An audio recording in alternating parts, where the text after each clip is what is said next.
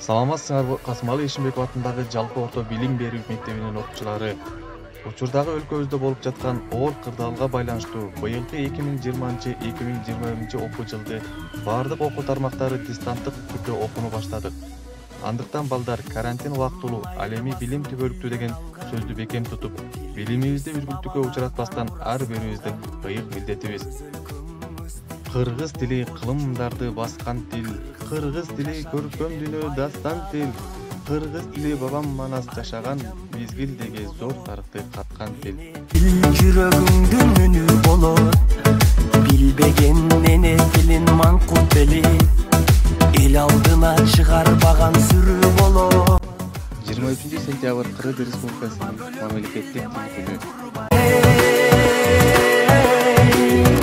Мындан 31 жыл мурун, тактап айтканда 1989 жылы 23 сентябрында мамлекеттик тил макамына ээ болгон.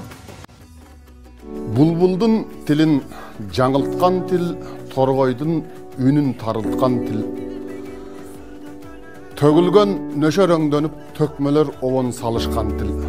Самандай кылып, сапырып, замандын өзүн карыткан тил.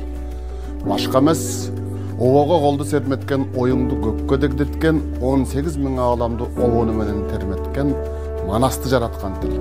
Атанын дээри, апанын мээри болгон тил. Бабага күч берген тил, балага сүт берген.